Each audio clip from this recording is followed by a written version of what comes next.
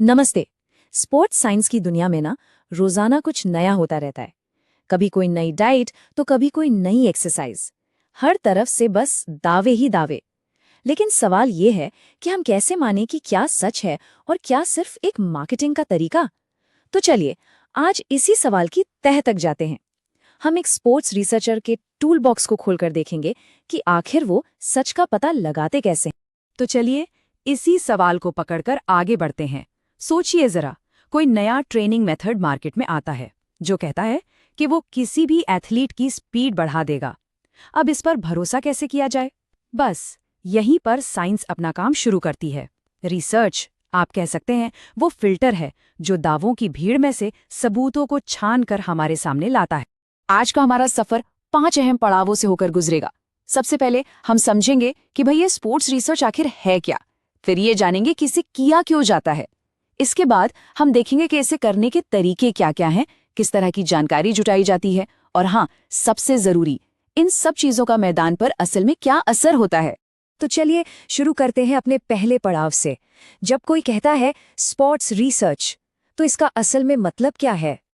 अगर बिल्कुल आसान भाषा में समझे तो रिसर्च का मतलब है किसी सवाल का जवाब ढूंढने के लिए एक, कह सकते हैं, सिस्टमैटिक जासूसी करना। इसका मकसद या तो कुछ नया खोजना हो सकता है, या फिर किसी पुरानी जानकारी को दोबारा चेक करना, या फिर किसी मुश्किल का हल निकालना। देखिए, ये कोई अंदाजे लगाने का खेल नहीं है, ये तो सबूत ढूंढने का काम है। अब ये तो साफ है कि कोई भी रिसर्च बिना किसी वजह के तो होती नहीं है, और स्पोर्ट्स साइंस में हर रिसर्च के पीछे दो में से एक बड़ा मकसद जरूर छिपा होता है। चलिए देखते हैं कि ये दो मकसद आखिर हैं क्या। यहाँ पर रिसर्च के पीछे की दो सोच बिल्कुल साफ दिखती हैं, और ये बहुत दिलचस्प भी है। एक तरफ तो है बेसिक रिसर्च। इसका काम सिर्फ ज्ञान का दायरा बढ़ाना है, भले ही उसका तुरंत कोई प्रैक्टिकल इस्तेमाल हो या ना हो। जैसे ये समझना कि दौड़ते वक्त हमारी मांसपेशियां काम कैसे करती हैं। और दूसरी तरफ है अप्लाइड रिसर्च, जो सीधे सीधे मैदान की किसी प्रॉब्लम को सॉल्व करती है। जैसे ये पता लगाना कि क्या किसी खास तरह की ट्रेनिंग से स्टैमिना सच में बढ़ता है। तो आप कह सकते हैं कि एक रिसर्च ज्ञान की नींव बनाती है और दूसरी उस नींव पर जीत की इमारत खड़ी करती है। तो हमें क्यों का जवाब तो मिल गया है। अब आते हैं कैसे पर। देखिए, एक रिसर्चर के पास सवालों के जवाब ढूंढने के लिए सिर्फ एक नहीं बल्कि कई अलग अलग गेम प्लान होते हैं। यहाँ पर दो सबसे बड़े तरीके सामने आते हैं। पहला है डिस्क्रिप्टिव रिसर्च। ये बस दुनिया को वैसे ही देखती है जैसी वो है, मतलब कुछ बदलना नहीं, सिर्फ समझना। जैसे ये पता लगाना कि कॉलेज के स्टूडेंट्स का एवरेज फिटनेस लेवल क्या है। यहाँ रिसर्चर कुछ भी बदलता नहीं, सिर्फ हालात का जायजा लेता है। लेकिन जो दूसरा तरीका है एक्सपेरिमेंटल रिसर्च, वो बहुत एक्टिव है। इसमें रिसर्चर लैब में या मैदान पर खुद कुछ बदल कर देखता है, ये जानने के लिए कि नतीजा क्या होगा। मान लीजिए एक ग्रुप को नई ट्रेनिंग दी और फिर देखा कि क्या उनकी ताकत सच में बढ़ी। असल में किसी चीज के क्यों होने का जवाब यही रिसर्च देती है। और हाँ, जब हमें किसी बहुत बड़े ग्रुप के बारे में जानना हो तो सर्वे रिसर्च हमारा सबसे बड़ा हथियार है। इसमें बस सवालों की एक लिस्ट बनाई जाती है और हजारों लोगों से जानकारी इकट्ठा की जाती है, ताकि बड़े पैमाने पर क्या चल रहा है इसकी एक साफ तस्वीर मिल सके। सर्वे का बिल्कुल उल्टा है केस स्टडी। जहां सर्वे एक दूरबीन की तरह दूर से बड़ी तस्वीर दिखाता है, वहीं केस स्टडी एक माइक्रोस्कोप की तरह किसी एक एथलीट या एक टीम की जिंदगी में बहुत गहराई से झांकती है। इससे हमें पूरी दुनिया का तो पता नहीं चलता, पर हाँ, उस एक केस का हर छोटा बड़ा पहलू सामने आ जाता है। अब ये समझने के लिए कि हम आज यहाँ तक पहुँचे कैसे, हिस्टोरिकल रिसर्च का इस्तेमाल किया जाता है। इसमें पुराने दस्तावेजों और रिकॉर्ड्स को खंगाला जाता है ताकि अतीत की घटनाओं को समझा जा सके। जैसे भारत में फिजिकल एजुकेशन का विकास कैसे हुआ, ये जानना। फिर आती है कोरिलेशनल रिसर्च। ये दो चीज़ों के बीच कनेक्शन ढूंढती है। जैसे क्या किसी एथलीट के वजन और उसकी फुर्ती के बीच कोई संबंध है।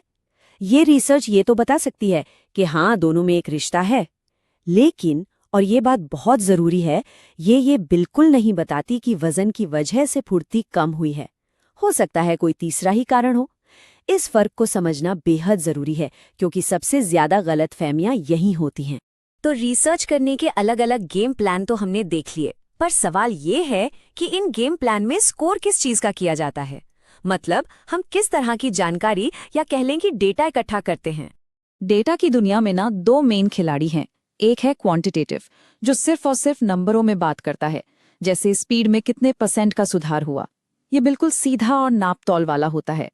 और दूसरा है क्वालिटेटिव, जो नंबरों के पीछे की कहानी, लोगों के अनुभव और उनकी भावनाओं को समझता है। जैसे एथलीट अपने कोच के बारे में आखिर महसूस क्या करते हैं। अगर आसान शब्दों में कहें तो एक बताता है कितना, तो दूसरा बताता है क्यों और कैसे। तो हमने इतने सारे तरीकों और डेटा के बारे में तो बात कर ली, लेकिन सवाल ये है कि इन सब का असली दुनिया में होता क्या है। तो चलिए अब लैब से निकलकर सीधा मैदान पर चलते हैं और देखते हैं कि ये रिसर्च असल में काम कैसे आती है। यहाँ पर दो बहुत ही प्रैक्टिकल तरीके हैं। पहला है एक्शन रिसर्च। इसे एक तरह से कोच की अपनी रिसर्च भी कह सकते हैं। इसमें कोच खुद ही अपनी टीम पर नए नए तरीके आजमाता है और देखता है कि क्या काम कर रहा है और क्या नहीं, ताकि वो फौरन सुधार कर सके। और दूसरा है इवैल्यूएशन रिसर्च। ये किसी बड़े प्रोग्राम का आप कह लीजिए एक रिपोर्ट कार्ड तैयार करती है। जैसे क्या स्कूल का नया स्पोर्ट्स प्रोग्राम वाकई बच्चों के लिए फायदेमंद साबित हो रहा है। ये दोनों ही तरीके सीधे सीधे एक्शन और सुधार पर फोकस करते हैं। तो सवाल उठता है कि आखिर सही तरीका चुनना इतना जरूरी क्यों है? भाई, इसलिए क्योंकि यही तुक्केबाजी और साइंटिफिक कोचिंग के बीच का सबसे बड़ा फर्क है। सही रिसर्च से ही ट्रेनिंग बेहतर होती है, एथलीट का परफॉर्मेंस सुधरता है और कोच भी एक प्रोफेशनल के तौर पर लगातार आगे बढ़ते हैं। और देखिए, यही इस पूरी बातचीत का निचोड़ है। सही रिसर्च मेथड ही भरोसेमंद और काम के नतीजों की गारंटी देता है, क्योंकि गलत औजार से किया गया काम जाहिर है हमेशा गलत नतीजे ही देगा, जो फायदे की जगह नुकसान भी कर सकता है। तो अब एक तरह से रिसर्चर का टूल बॉक्स आपके पास भी है। अगली बार जब कोई नया सप्लीमेंट या कोई जादुई ट्रेनिंग प्लान सामने आए तो बस एक सवाल पूछना है, इसके दावों के पीछे आखिर किस तरह की रिसर्च है? क्या ये सिर्फ एक इंसान की कहानी है या फिर हजारों लोगों पर किया गया कोई बड़ा एक्सपेरिमेंट? यकीन मानिए, ये एक सवाल दावों की भीड़ में सच को पहचानने में बहुत मदद करेगा।